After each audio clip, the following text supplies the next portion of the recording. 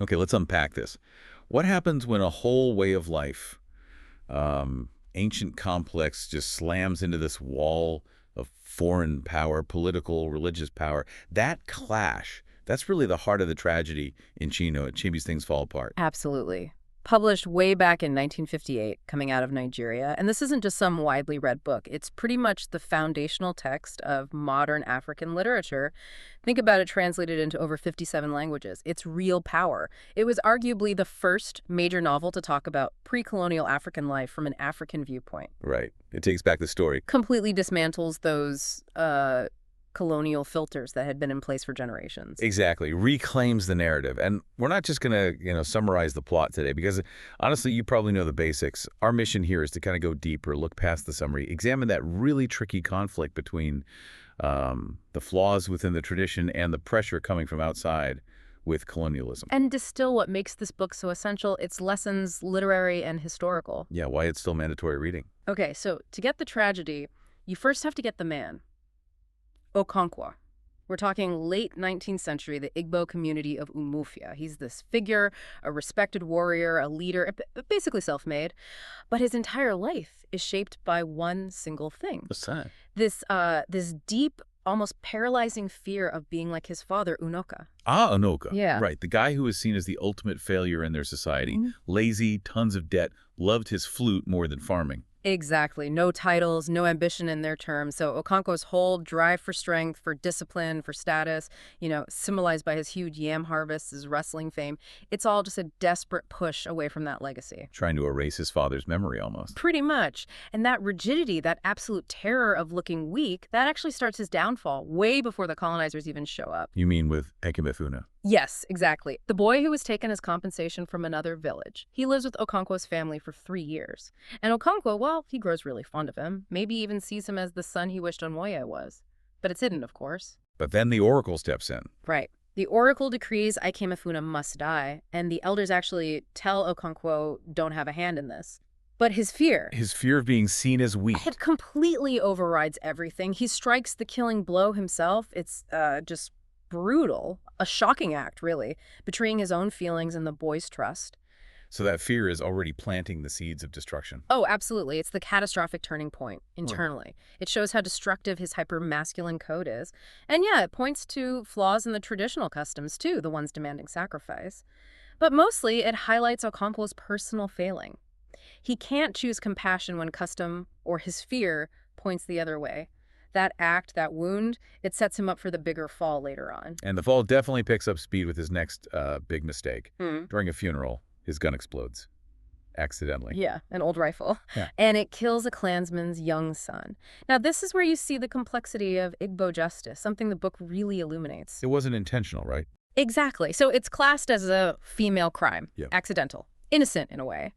But the consequence for shedding kindred blood, for polluting the earth goddess's land, it's absolute. Exile. 7 years. He and his whole family have to leave Umufia, go to his mother's village, Mbanta. It's not about punishment like we might think of it, more about purification. The land needs cleansing from the accidental spilling of blood. 7 years is a long time. And while he's away, trying to rebuild, keep his status going in Mabanta, the world back home is shifting under his feet. Totally. This is the crucial period when the missionaries arrive. Christianity starts to make inroads. And Achebe is brilliant in showing how it happens, right? Yeah. It wasn't just some magic conversion. Not at all. He shows how it tapped into existing tensions. The missionaries appealed to people who felt left out or oppressed by the traditional Igbo system, the ones without title, those who found certain rules too harsh, and especially the Osu. The Osu, weren't they the outcast crew? Kind of untouchable. That's right. Forbidden to marry, freeborn, living apart. For them, Christianity offered this radical idea of equality in God's eyes. A community, dignity that their own traditions denied them. That existing fracture, that vulnerability within the society, that's what the new power structure leveraged. The white man didn't just break the society, he kind of wedged himself into the cracks that were already there.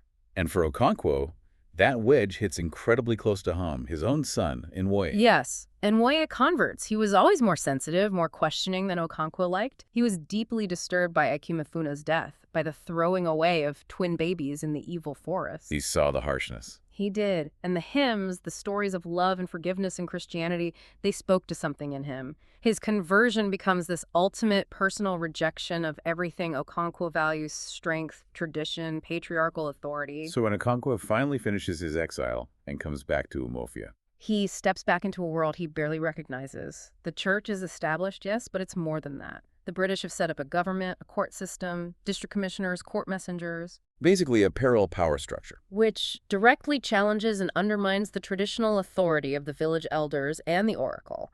The old ways are losing their grip fast. That return must have been crushing for him. He finds Umuofia changed, the men different, less willing to push back. Definitely. The clan is divided. Some have converted, others are maybe afraid, or perhaps just see the practical benefits the British brought, like trade. The unity is fractured. And then comes the incident with the elders being arrested. Right. The district commissioner tricks them into a meeting, then humiliates them, throws them in jail, shaves their heads. For Okonkwo, this is the ultimate insult. It's the moment he sees the psychological submission starting. So he tries to rally them one last time. He makes a stand. When a court messenger arrives to stop another clan meeting, Okonkwo, in a fit of rage, cuts the man down with his machete. A desperate final act to spark resistance. But the spark doesn't catch. No. He looks around, expecting the others to join him, to finally rise up, and he sees nothing. Just silence, maybe fear, confusion.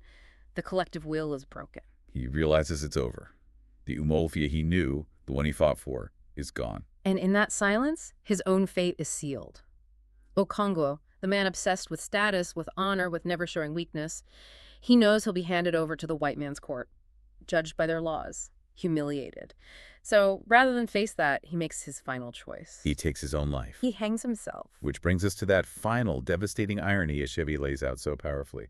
Suicide. It is an abomination in Igbo tradition, a terrible offense against the earth goddess. His body is polluted. His own clansmen cannot bury him. Strangers must cut him down. So the very act he chooses, perhaps seeing it as a final act of defiance or control, ends up being the ultimate violation of the traditions he spent his life trying to uphold.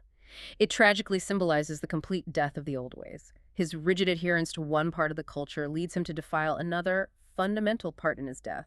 Okay, here's where it gets really interesting. Because this book, it's doing more than just telling a story. It's actively fighting a narrative, isn't it? Achebe wrote this specifically to counter those European depictions of Africa. Absolutely. The ones that portrayed Africans as, primitive, without history, without complex society, savage even. So it's a counter-narrative. Exactly. You could call it an epistemological battleground. Achebe is forcefully arguing there was a system here. Sophisticated social structures, laws, religion, philosophy. It existed, it functioned, and it was deliberately dismantled or allowed to collapse. But crucially, he doesn't romanticize it. He avoids the noble savage trap. That's a key point. He shows the dark side, too. Killing Ikemefuna, leaving twins in the forest, the goose system.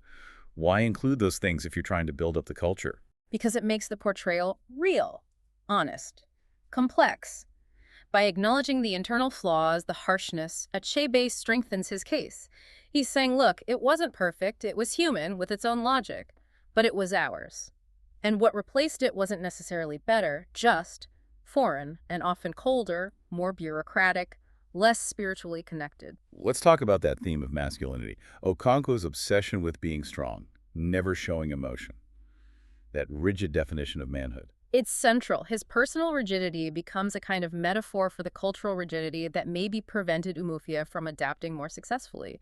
He sees any flexibility, any emotion, any compromise as feminine, as weakness. And the irony is? The irony is that characters who show adaptability or question the harshness, like Onwe, or even his friend Obirika, who thinks things through more, they possess a different kind of strength.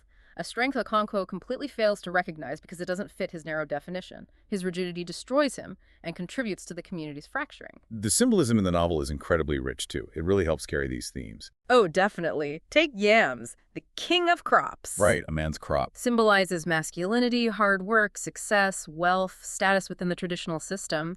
Your whole standing could be measured by your yam harvest. It represents the prosperity and values of the old Umuofia. And then the locust, that's such a powerful image. It really is. They arrive suddenly, this huge, shimmering swarm. At first, people are most excited. It's a change, maybe even a source of food, but then they settle. And devour everything. Just strip the land bare. It's a near-perfect foreshadowing of the colonizers, arriving seemingly peacefully, maybe even bringing things perceived as good initially. Like religion, trade. Right, but their presence, their sheer numbers and different way of life, ultimately consumes the existing cultural landscape, devours its sustenance. And connecting back to Okonkwo himself's fire. Yes. His nickname was Roaring Flame. Fire represents his intense anger, his passion, his drive. And it's destructive, too. Achebe writes something like, Okonkwo was popularly called the Roaring Flame. As he looked into the log fire, he recalled the name. He was a flaming fire.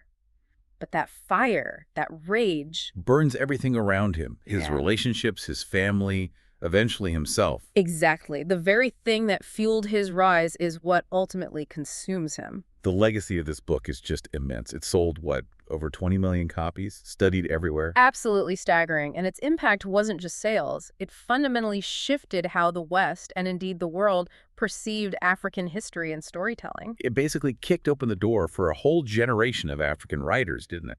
Gave them a kind of model, a validation to tell their own stories. Really helped shape what we now call post-colonial literature. Mm-hmm. You mentioned the sources citing the New York Times, calling it the first African novel that spoke to the world in its own voice. That captures it perfectly. And that ending with the district commissioner, it's just brutal. It is. After Okonkwo's body is cut down, the commissioner stands there thinking about the report he has to write. And his final thought is that this whole tragedy, Okonkwo's story, might make an interesting paragraph, maybe even a short chapter, in the book he's planning to write. The pacification of the primitive tribes of the Lower Niger. Ugh. Yeah. That title alone, it just encapsulates the entire colonial mindset, the complete lack of understanding, the dehumanization, the reduction of immense cultural loss and personal tragedy to a self-serving, dismissive footnote in the colonizer's own story. It's Achebe's final masterstroke, really. Yeah. Showing how the narrative gets controlled, how history gets written by the victors. He forces you, the reader, to witness the depth and complexity of Okonkwo's life and the community's fall, and then snatches it away with that cold, bureaucratic, utterly indifferent perspective. It's chilling. So if we try to boil down the key takeaways for you listening to this, what are the big lessons here? Well, first, I think, is the painful truth about change. It's inevitable. Cultures, societies, individuals, they have to adapt.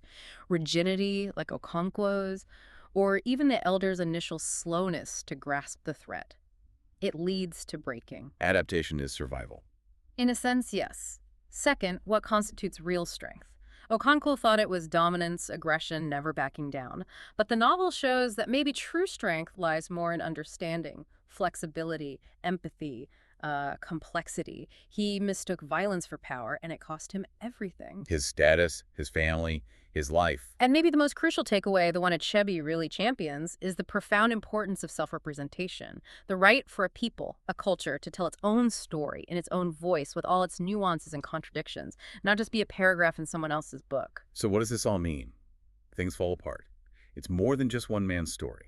It's a powerful, searing look at how a culture fractures, how a world dissolves under that combined weight of external force and its own internal stresses. A masterpiece of tragic literature, no doubt. Which leaves us with maybe one final thought to chew on, something Achebe's work forces us to consider. Which is? The tragedy in Umuofia. It stemmed fundamentally from a failure of empathy, right? One civilization basically refusing to see the humanity, the validity, the internal logic of another. If there had been genuine communication, maybe mutual respect, perhaps the change, which was probably coming anyway, could have been navigated differently, less destructively. So the question that lingers, even now, what is it in us, in our structures and our civilizations today, that still prevents that kind of deep empathy and real communication between different peoples, different ways of seeing the world? That's definitely something worth thinking about long after you finish the book.